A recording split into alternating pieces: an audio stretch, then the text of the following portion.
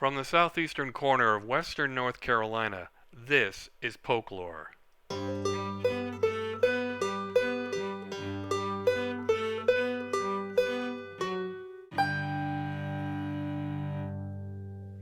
I'm your host, James Hernician. The Green River Tavern, Green River Frame Shop and Gallery, Green River Cove Tubing, the Green River Brew Depot, Green River Barbeque, Green River Adventures, Green River Well and Pump. The list goes on. Every one of those businesses is trading on the good name of the Green River. Some of them literally depend on its waters to pay the bills. Take the river out of the county and there'd be a big hole to fill, not just on the map, but in our economy. It doesn't just keep a few river guides employed. It attracts fly fishing fans from far and wide, and the turbines at 2 dams along its course make a decent little contribution to our electrical grid. The Green River is clean, it's well protected, thanks to the state game lands, and it's an essential feature of Polk County's identity. When someone in Henderson County wants to build an asphalt plant in the Green River watershed, you can count on a fair bit of opposition from Polk County. There's a good reason I included a thin blue swoosh in the front of the mountains on the logo for Polk Lore. But in between public controversies over misguided development schemes, how often do you hear anyone talk about the Green River and its ecological, cultural, and economic importance? There's no environmental protection agency for Polk County, and none of our municipalities sit right along its banks, so it doesn't get as much attention as it probably should. Fortunately, there are people who are paid to worry about these things. One of them is Erica Shanks, who this month took over as the Green River Keeper. She works for Mountain True, which is a regional environmental nonprofit that, among a long list of other things, monitors the health of the Green River and looks out for potential threats. She also happens to live in Saluda, just a few blocks from me. Even though she's new to the job, she agreed to sit down for an interview outside in her yard earlier this month. Erica Shanks, welcome to the podcast. Thank you for having me. So let's begin, as we almost always do, by talking a little bit about yourself, how you came to be what you're doing now. Okay. Let's see, after college, so I went to Northwest Missouri State, and after college, I was a Spanish and broadcast journalism major there and thought I wanted to be on TV at some point.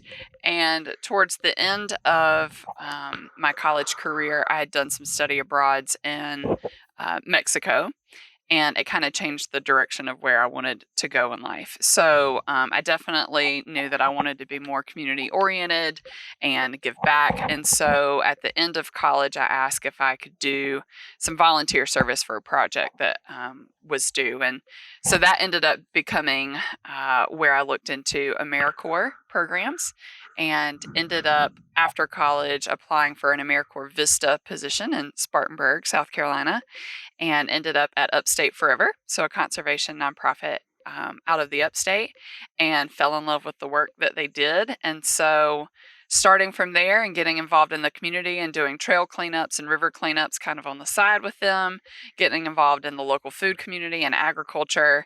And that has been my career for about the past 10 years is in the local food movement, but continually working to clean up our spaces, rivers, lands, so public could use them more and enjoy the outdoors. And then as a part of that, when I moved up to Saluda, North Carolina, got involved with some river cleanups through Shane Benedict with Liquid Logic kayaks. And then Mountain True got involved when they got a Green River Keeper program. And so started volunteering with them and fell in love with the organization, did river cleanup, started doing some water sampling on the green and other locations, and ended up being on the board for a little bit. And again, just fell in love with the work that they were doing, the community that they were focusing on.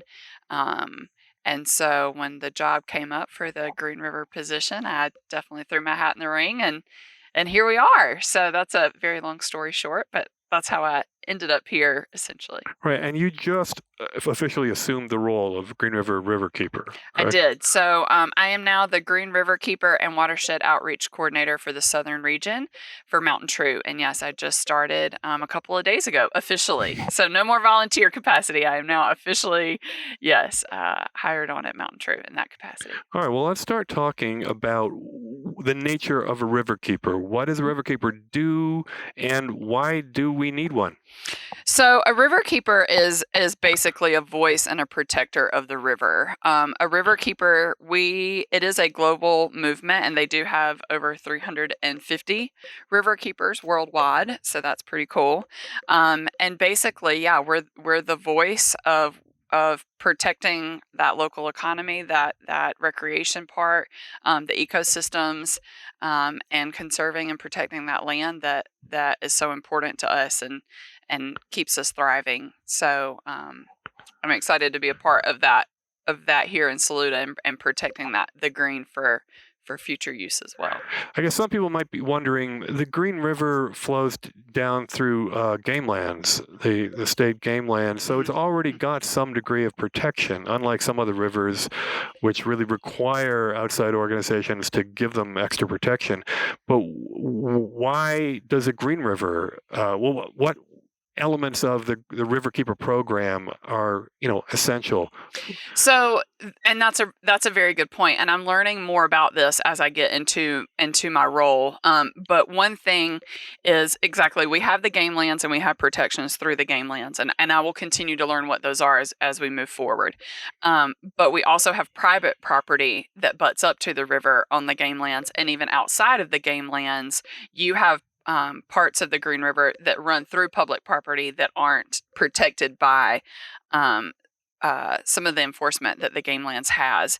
And so, that's really important that we make sure that we're doing monitoring along the rivers to make sure that, people can enjoy the rivers safely. We're doing E. coli testing throughout the summer for Swim God. We've also started a program in the past year that I did as a volunteer and now in my job, doing some plastic and microplastic sampling. But one thing that we want to make sure that we're kind of keeping an eye on too, and helping protect is, we do have a lot of recreation on the green. And so, and we enjoy that. We appreciate that. We want people to come out to the outdoors, but we also, because of that, have quite a bit of litter that is left behind from time to time. And that's from different locations on the green. And so we want to definitely make sure that we're monitoring that, cleaning that up, getting that out of the rivers. One, for people to enjoy, but also for the ecosystems that live within the river. But two, one thing that's important and that the game lands may not get into also as well is, we're looking at pressures that are regarding like land use around the green. So that means like developments, what does zoning look like, the lack of zoning, what does agricultural use look like, and what are the exemptions from agricultural use and how that can affect the rivers.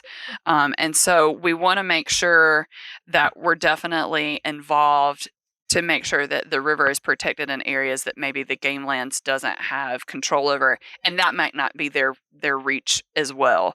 Another thing that we want to make sure that we're protecting and looking at is, with all of the climate change and the massive landslides and such and erosion issues, we want to make sure that we're trying to help protect our banks and stuff from those erosions. That can be on private property as well, again, outside of the game lands or within the game lands.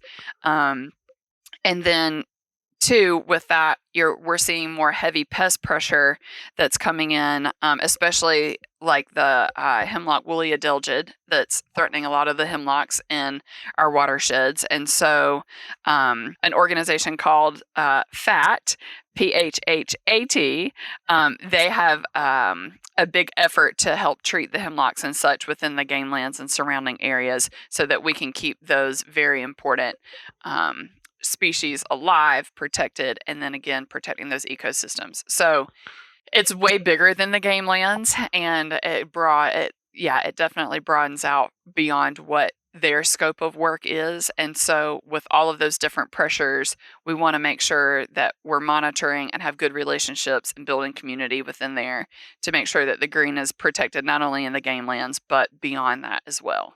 Do you work or have interactions with the folks who have private property along, like at the southern bank of the green? We do.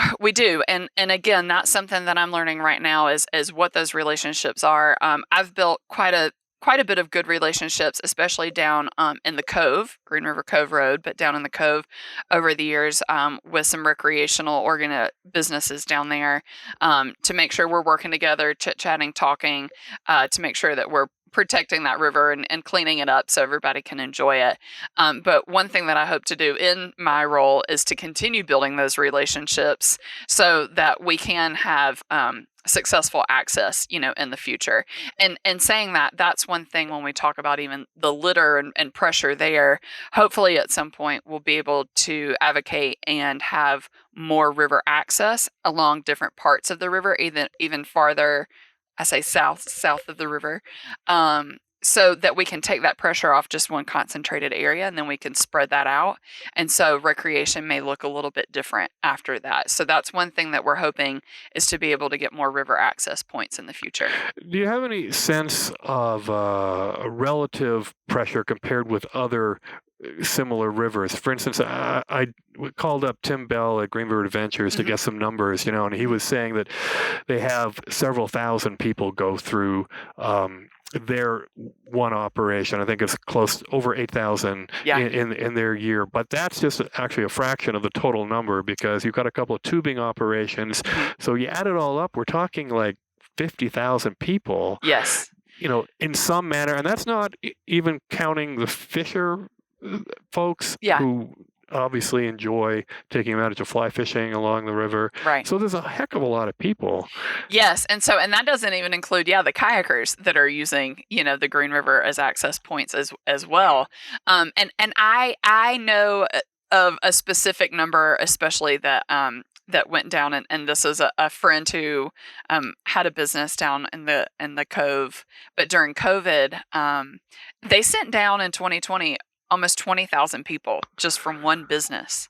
That's a lot of people on the Green River. And I say that again, some of the tubing companies, especially, I've built really great relationships with over the years. And so I'm really excited to work with them and really see what we can do about, maintaining and keeping that river clean. But yeah, that was just one company at 20,000. So, I am not sure what that looks like compared to other rivers at this point. Like, we have the Watauga River Keeper, the French Broad River Keeper, and I don't know what those numbers look like in their areas. And so that's something that I'll definitely learn more about. But I know that here, and that would be nice. Again, we're sending that many people down in one certain stretch. So if we get river access along different points of the green, that will alleviate the pressure, at least in that one certain area, to then spread that out. So, but I'm not sure what that looks like comparatively at the moment to other rivers and what is sent down. Yeah, I don't know if there's an answer to this, but I'm just trying to get at the notion of what can the Green River handle. It's a stretch that goes through Polk County, or starting up in Tuxedo and coming down. How much pressure can one relatively small river tolerate? If you're talking about increasing the number of access points, will that just spread it the same amount of people over a larger area, or will it encourage more traffic? That's actually a great question, and that is something, even as a volunteer before, that I was very interested in and curious about. And so coming into this position and moving forward, I would like to know what that looks like as well. I don't have a clear answer at the moment. I do know that I think alleviating or creating more access points, hopefully it will draw out how that compaction is just centered in one area. But then exactly, does that mean that just because it's spread out, does that mean that we have more people accessing those areas? And so are we just increasing those numbers? Or is that less pressure on the river in a certain area? So that is something, again, that I will be finding out and learning, but I don't have an immediate answer right now. Gray Jernigan, who used to be in this position and was the Southern Regional Director, he is a great resource and contact for a lot of that information too. And so he's been great at giving me some of those pointers and giving me that background so far. So great resource. Well, Mountain True has also always been a great resource for these issues. I mean, full disclosure, I'm a member, and Thank you. last year I helped do river cleanup the last mile or two of the Green before it hit Lake's Adger. Hmm. We went out in our kayaks and hauled out garbage for a few hours, Yeah. and it was I could not believe the stuff that was in that river. Oh, yeah. I mean, not just tires, which are kind of tricky to put on a kayak. Well, Yeah. we did it, but Yeah. just things that you wouldn't think people would, drop into a river. Oh, we have seen over the years of me coordinating cleanups on the green. Oh man, we've pulled out quite some interesting things. I think we always have like your water bottles and you'll see beer cans or something from time to time or other cans. You always see the lost shoe or flip flop, and it's a running joke that if you find a pair, like it's your lucky day or something because you only find one or the other. Clothing is a big thing. We'll see clothes, obviously tubes and such, and that's not just from tubing companies. That can be personal tubes that people have brought down or whatnot. But then we see sunglasses. We've found watches. We've found wallets. We've found random, maybe like floaty inflatable things. We've pulled out lawn chairs. We've pulled out buggies, grocery carts. We've pulled out all kinds of stuff. I mean, we've pulled out road signs and all kinds of stuff out of the river. And recently when we went down, we got a cell phone, $18, an EpiPen, and a wallet that had just been floating in the river in a Ziploc bag. And unfortunately, the phone was still working. It was a brand new iPhone, but you couldn't unlock it. So I can't get it back to the person it belongs to. But I was like, oh gosh.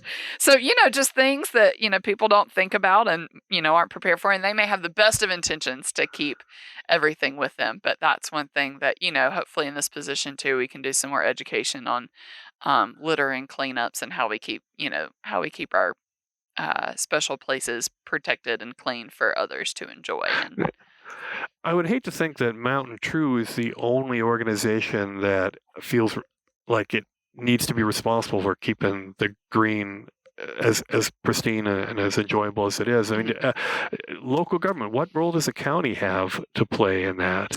Well, and I'll say for what I know at the moment, as a part of Mountain True's mission and what we do, that is, as opposed to maybe other organizations around, like that is one of our main focus areas is, water quality and having riverkeeper programs. So, but with the local government, actually, I'll be going to some commissioner meetings and having some meetings set up within at least Polk County here soon, doing a lot of stuff with Henderson County as well, and in the region, because I am the Green River Keeper, but again, my job does spread out over the southern region as well. But I am very curious to learn what role local government has and then how we can partner together to maybe create better programming. I am assuming that we do quite a bit with Polk County soil and water, and so especially on like erosion and sediment problems. But that's something that I'll be learning actually here in the next few weeks and setting up some meetings to see like what role do they play and how can we better partner together to protect these spaces? It seems to me that most people don't give a lot of thought to these issues in a sense that, well, the river's there, it's always been there, and it's always going to be there. Yeah. And I don't know how much goes on behind the scenes at the bureaucratic level, but it rarely percolates up to the political level. You don't hear the Green River's condition or the pressures on it or its role in the economy discussed at board meetings. At least not very often. It doesn't appear in the papers. In fact, you rarely do you see any discussion of the Green River. Back in 1998, the Hendersonville paper had a story about too many folks parking up at Big Hungry, and that was creating a real problem for the neighborhood there. And I think that's been resolved to a large extent.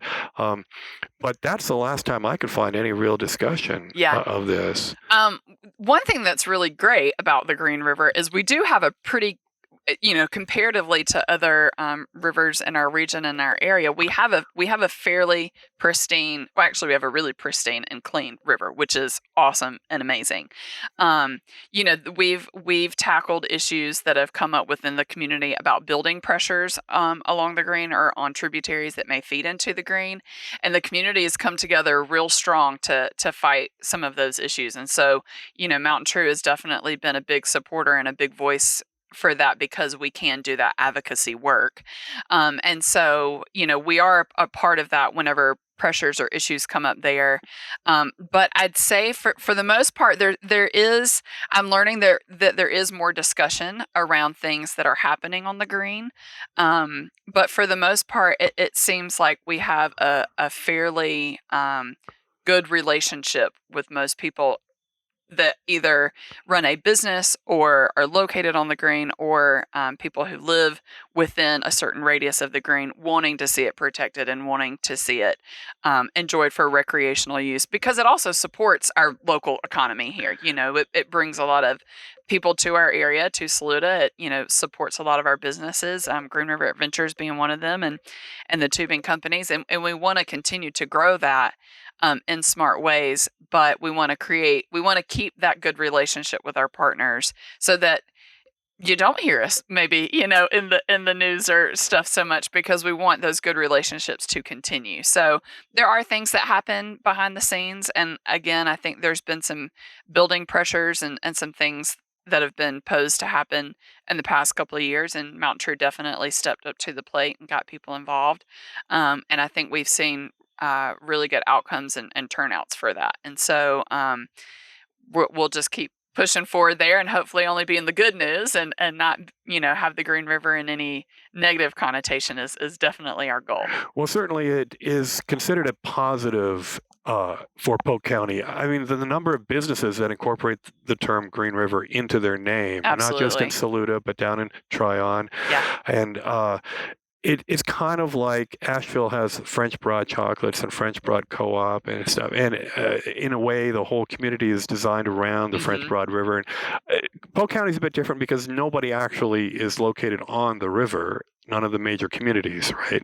We're all a little ways away. Yeah. I mean, it's a 5 or 10 minute drive for anybody to get to the river. Yeah. Except for those folks who have cabins along the and I was going to say, and from what I've learned personally in the past few years is, and I used to live on the switchback, so if you're listening and you're familiar with the 17 switchbacks that go down Green River Cove Road, I have counted them. Yes. Yes, I used to live on the 15th switchback. Okay. And so that community down there, even though it is small, they are a pretty tight knit community, and they do want to see positive things happening down there. But you're right, for the most part, it is a little bit further, not as much pressure or people living in one concentrated area there. You're right. But for the people who do love down in the Cove, I definitely don't want to discount them, because they have good hopes and dreams, and have helped a lot in protecting those spaces. And so definitely want to continue that relationship there. But you're right. We have many things labeled and connected around the green. So again, not only just for, our ecosystems and for recreation and other purposes, we want to protect that spaces, because it's kind of what our local economy is built around and known for here. And so if we don't have the Green River, then what happens to the local economy outside of that? Because they come here for those outdoor recreation activities, and then it puts money back into the pockets of local businesses, especially here in Saluda too. And so we definitely want to keep that going. I want to talk briefly about the control of the river flow, because it's not like a lot of other rivers where it's just whatever nature is giving you that day, right? I mean, it used to be Duke Energy, but now it's another company that I forget the name of it. Northbrook. There you go. Yeah. That controls the flow. Yes. And which means that it's much more predictable for the recreational companies to take advantage of the flow, right? Because they know when it's going to be high. Right. I mean, I remember when I first moved here, I first got a kayak. I didn't know that, and I went down there and I said, I can't kayak here. Yeah. It's going to be 4 hours before it's high enough. A little bumpy. Yes. And is that a Is that a good thing for the ecology of the river, though? I mean, are there some trade-offs, in other words, for having a controlled flow pattern for the river? The plus side of having recreational releases for Northbrook is, especially in the past, I know that we were one of the only rivers, and this brings a lot of people to move and live in our area or surrounding areas is because of the green and because of how many days a year it releases. And so you can essentially get out almost every day of the year.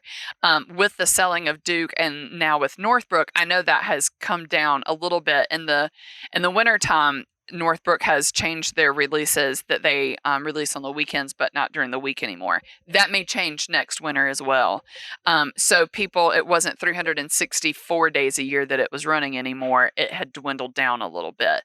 But during the summertime, we definitely have 7-day-a-week releases, and it may be within a certain time flow, but at least people have predictability. They know when they can come.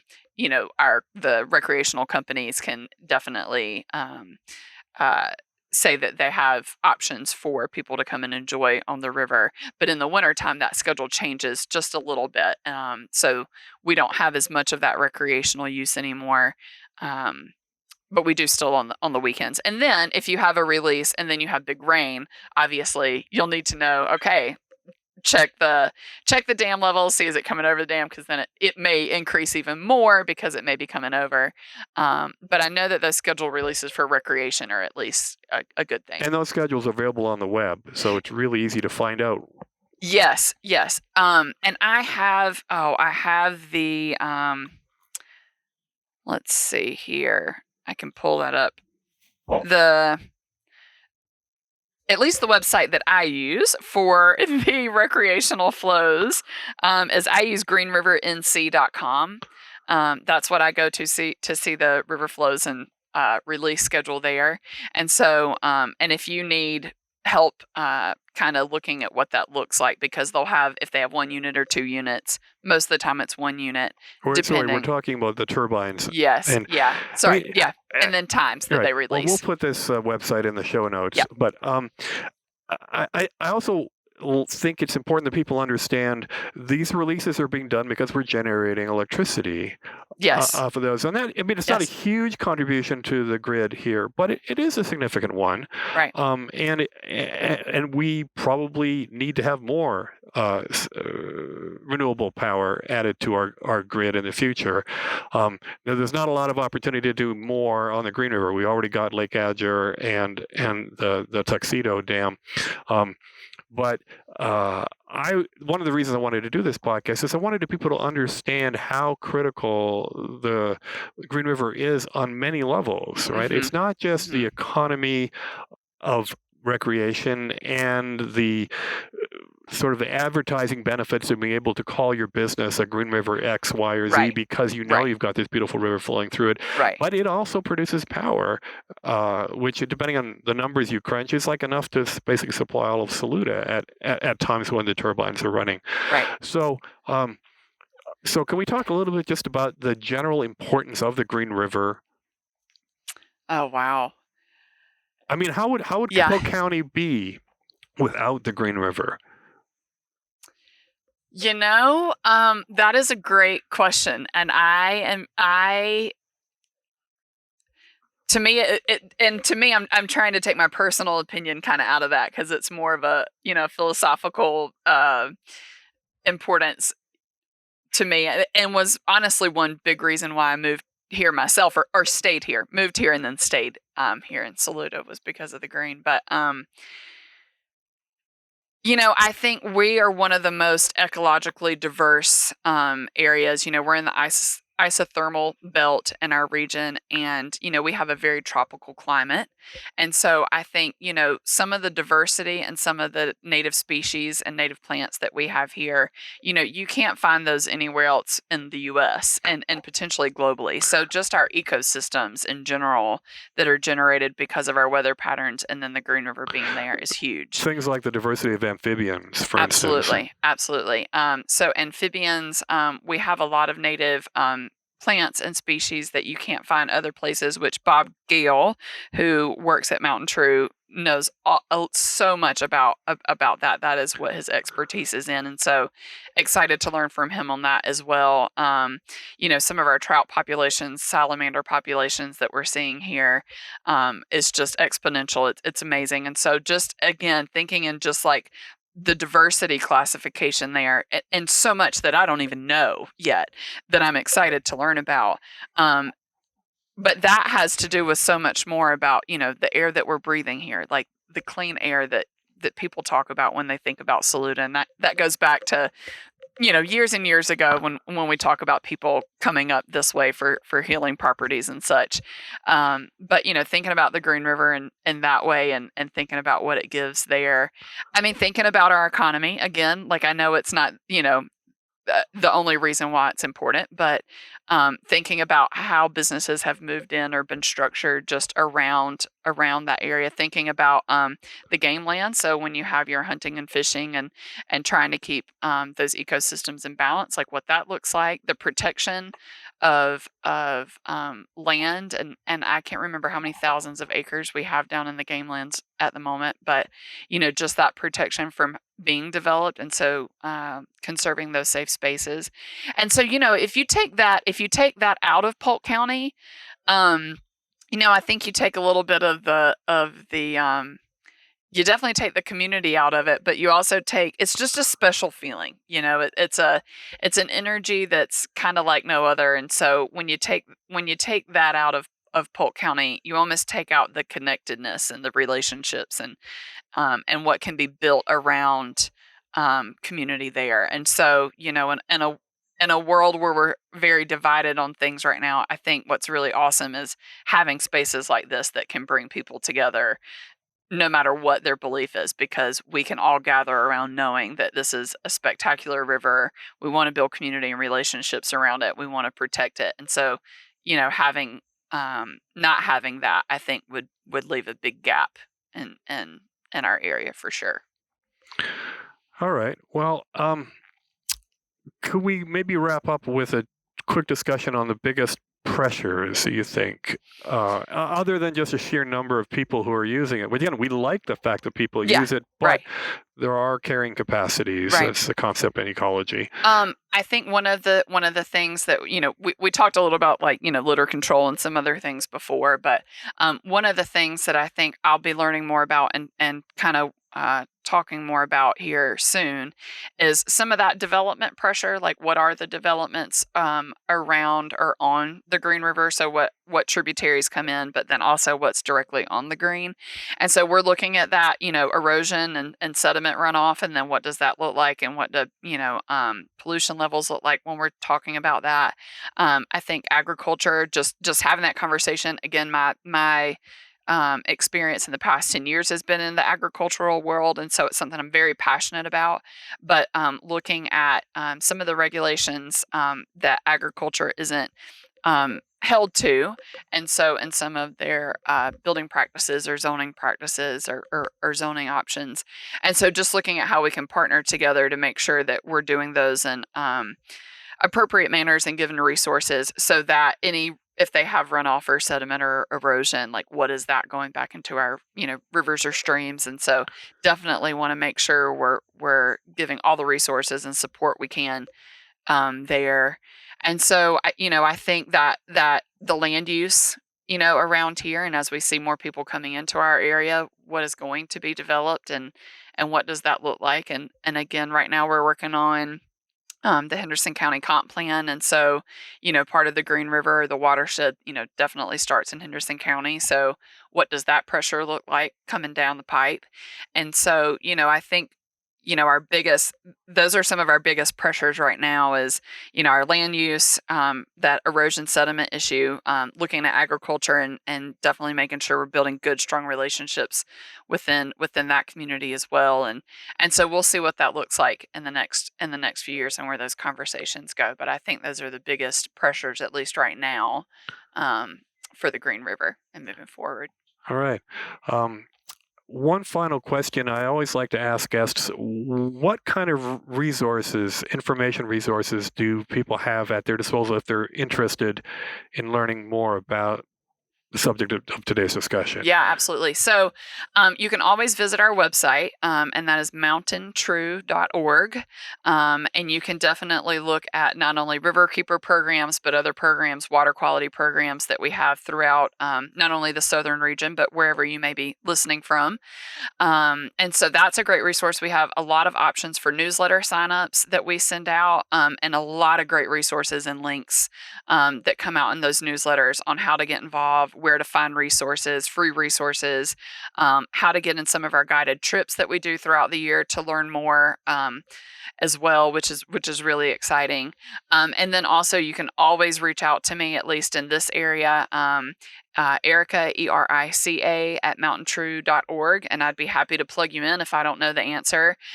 We also just brought on, she started right before I did, but our new Southern Regional Director, Nancy Diaz, that's out of our office. She is absolutely amazing and incredible, and I'm really excited to work with her and move forward in the Southern region.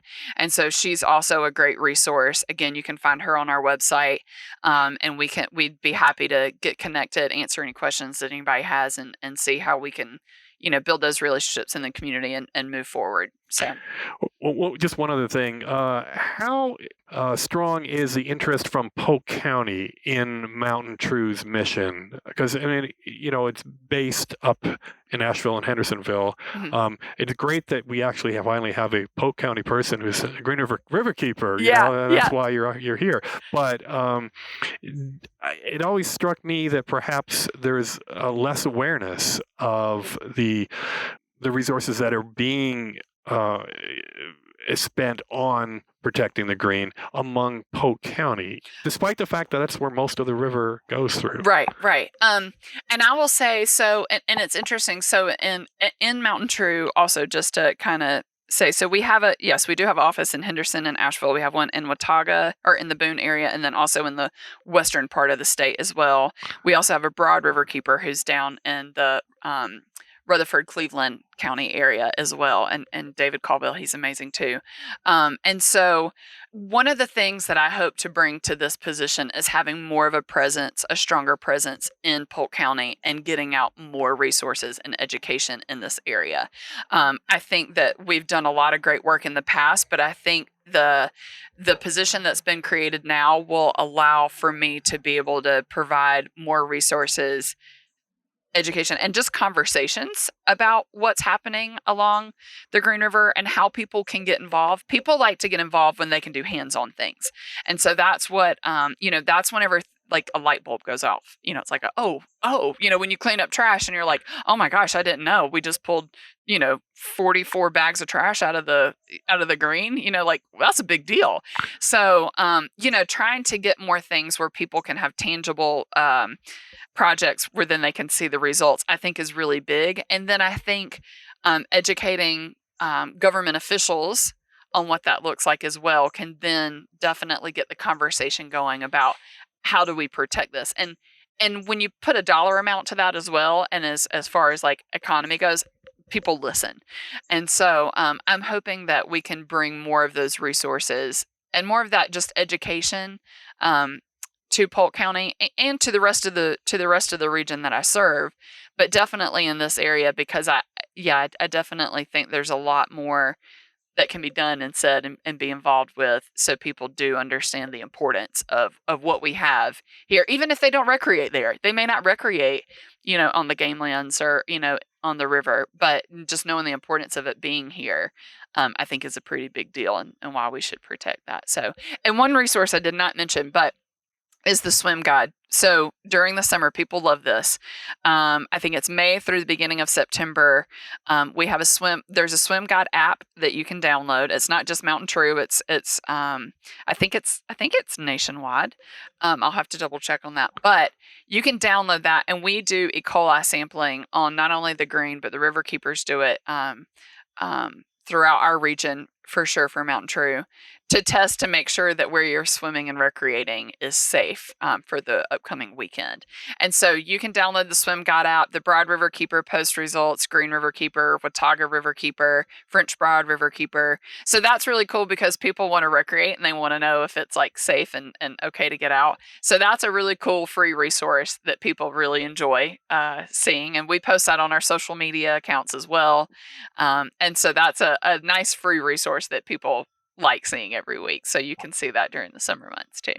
All right. Well, thanks so very much. I mean, I actually thought I wouldn't learn as much given that I've been paying attention to these subjects for so long, but I have. Yeah, so great. Thank you. Great. Yes. Yeah. Yes. And maybe we'll revisit some of these subjects in the future if Absolutely. something comes up. Yeah, I'd love that. I'd love that. All right, thanks again. Yeah. Thanks. And that's it for this episode. As always, you can reach me at jamesh@polklore.com with suggestions for guests you might like to hear on the show or any general feedback. Thanks for listening.